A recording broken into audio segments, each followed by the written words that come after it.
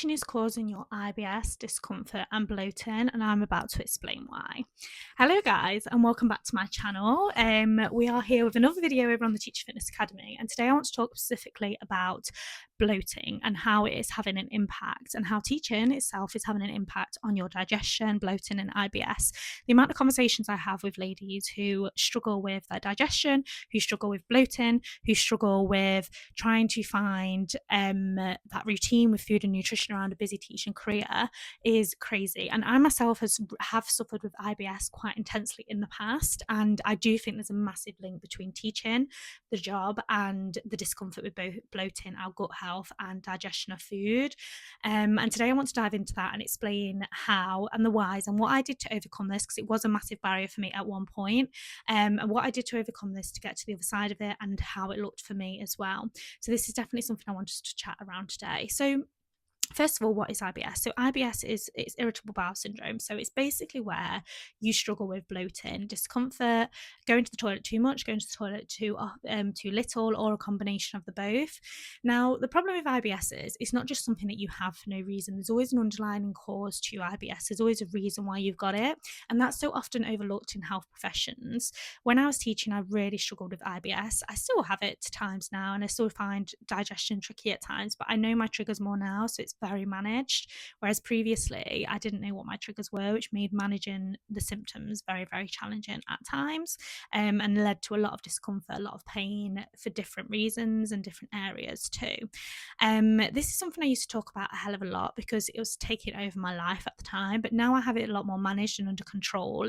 It's not something I talk about as much, but I actually realized recently, having so many conversations with different teachers over the summer, that it's something that so many of us struggle with, and it's something that is it's a big problem in the industry, and I think it's something that needs to be spoken about a little bit more, because it's horrible. It is horrible. I remember when I suffered quite drastically with this. Not only it's the physical pain, you are literally in physical pain and discomfort. You will have days where you don't go to the toilet, and then you go to the toilet loads in 1 or 2 days.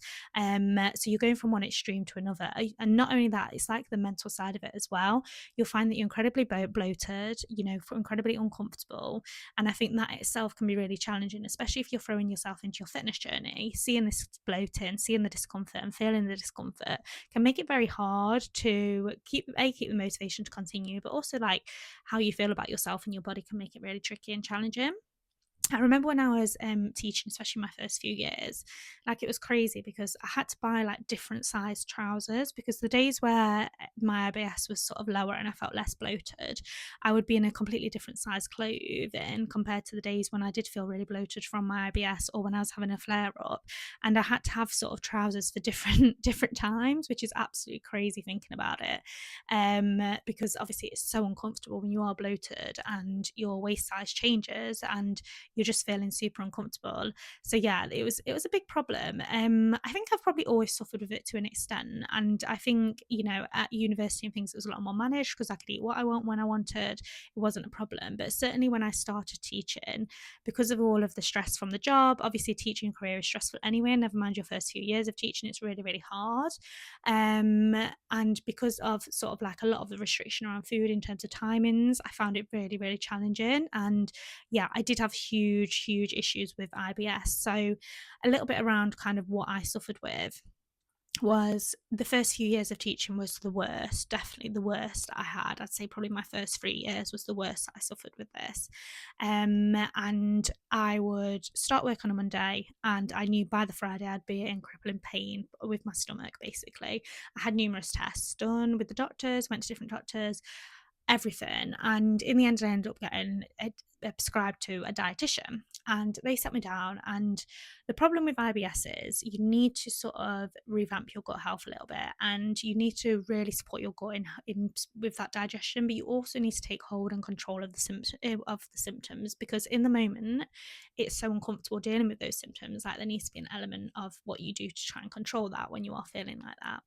So I actually went on a diet called a low FODMAP diet. So this is where you cut out all foods which are tricky to digest, foods which are hard to sort of stabilize, foods which the gut can find give a little bit of inflammation. Now, in the low FODMAP diet, there are so many different areas to it, and it is an incredibly restrictive diet.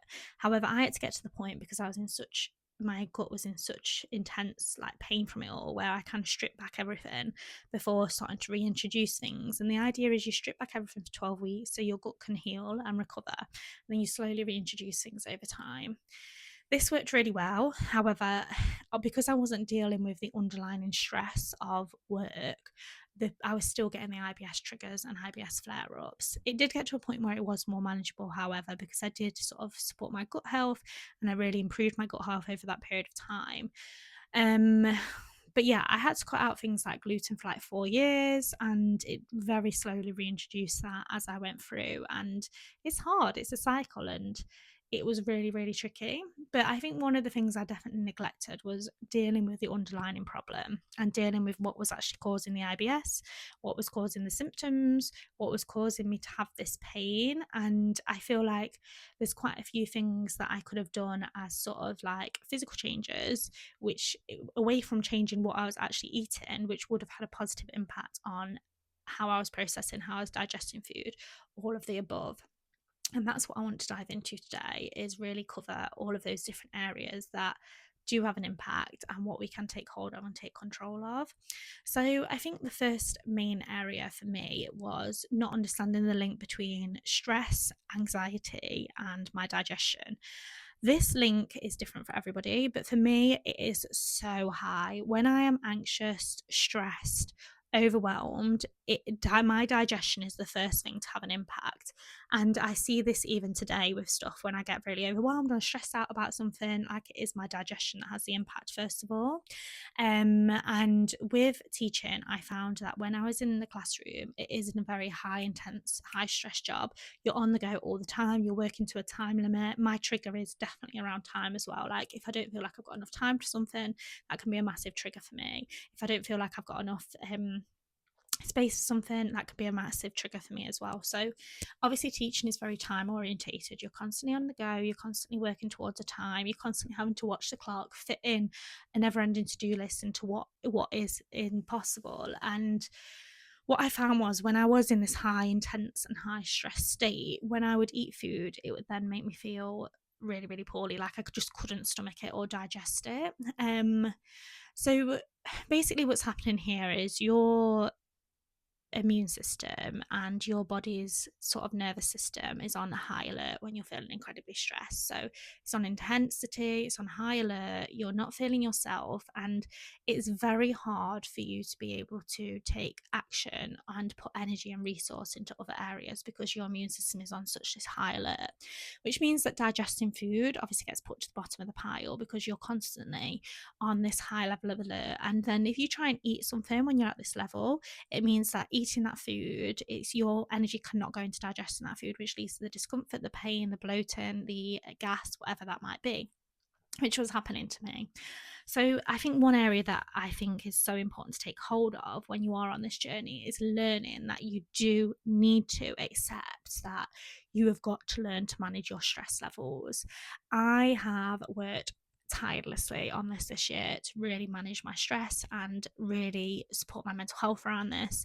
I get very stressed very quickly, very easily, and I've realized how much of an impact, a negative impact it has on me, a negative impact it has on sort of different things inside my body internally.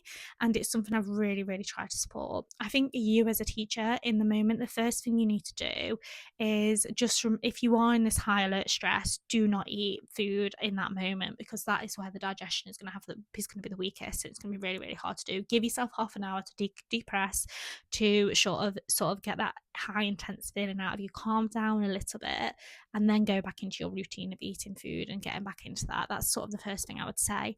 But also start to integrate some methods into your lifestyle which allow you to become a little bit less stressed. So breathing exercises are fantastic. One of the most effective ways to physically calm down your nervous system is to do sort of 2 big deep breaths in, so like a double deep breath in and then a very slow breathing out, and that physically calms your nervous system down.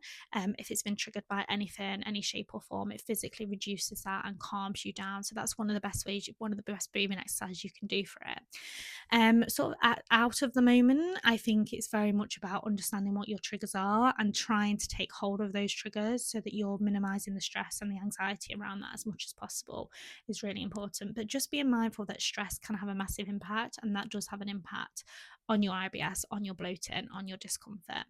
The next trigger, which was like a physical trigger, which I knew I had to take hold of, was literally not focusing on my food.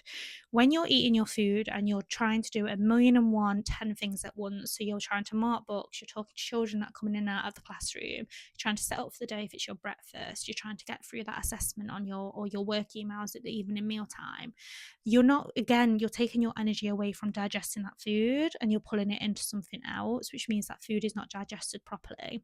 Your body deserves to have 15 minutes downtime for a meal, 20 minutes downtime for a meal.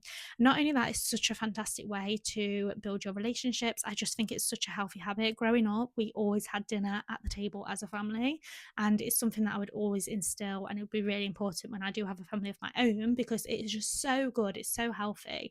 It's so healthy to have that time to communicate with each other. It's so healthy to have that time to have conversations and talk. And it takes you away from the world of social media. It takes you away from the world of technology, and it brings you back to the basics of actually having a conversation with someone. That's something that I feel like needs to be a priority at work. What I would suggest is find someone at work that you get along with and start having lunch with them every day. Like, my best friend is somebody I met teaching in the last 3 years, and that's because I went into a classroom one day and I said, "Can I have lunch with you?" And I literally sat in that room, and that's how that relationship started. Like, if she watched this, she would laugh because that's literally what happened. I went in and I was like, "Oh, can I eat with you?" And then every single day we had lunch together for the next 3 years when we worked together. And it was nice to build those relationships. And you're in the same boat. Like, it's so important. So take yourself to the staff room, make friends with someone at work, go and have your lunch with them, like, build those relationships. It's so important to do, and it's so important to take your mind away and your energy away from work a little bit so you can decompose and then restart again in the afternoon or the next day, whatever that might be. The third area was definitely eating my food too quickly. I think we have such a bad habit of shoveling food down our throat and not really thinking about how it makes us feel or the consequences of that. Food is not made to be sort of demolished in one go like that. You will find such changes in how you feel about yourself, in how your digestion works, when you actually start taking time with your food rather than sort of shoveling it all down in one go and not feeling great from it. So taking ownership of that and really understanding that you do need to slow down with your food a little bit will help massively with your digestion too. I think the final area is around sort of dehydration, and this is something that I was not doing properly as well when I was teaching. If you are not drinking enough water or not getting enough water into your diet, then this will have a massive impact on how you feel about yourself, how your digestion works. Everybody should be aiming for at least 2 litres of water per day as a minimum.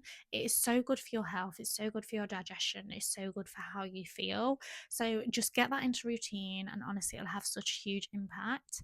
If you are really struggling with digestion, feel free to drop me a message at any point. I would 100% share my experience around this. I will help you in any way, shape, or form that I can with recommendations of how to take control of it. I know quite a few girls inside my program have these problems, and we've altered their meal plans accordingly to make sure that the food that they're eating does not trigger these symptoms and it reduces the inflammation as much as possible. And I know that there are underlying root causes, but sometimes it is about taking a hold of those symptoms, because the symptoms can feel really bad and really hard in the moment. So if that is you and you are struggling, then honestly, feel free to reach out at any point and I will help you with any way, any recommendation I can, or shape or form at all. But yeah, I hope this video was useful, and I hope it gave you a bit of guidance around sort of health, fitness, how that can look, and sort of what IBS is, how teaching can have a big impact on IBS, and what you can do and what you can put in place to take hold of that, because you should not have to suffer with this. Like, it's not something that should be in place. And I'm sure you see a big difference between the holidays and when you are at work, and a big change in how that feels and what happens with your digestion then. So yeah, I hope that was helpful. Feel free to drop me a follow on here, subscribe. I'm very new to YouTube. And obviously if you're here on the podcast, it's great to hear from you. Oh, it's great to have you here.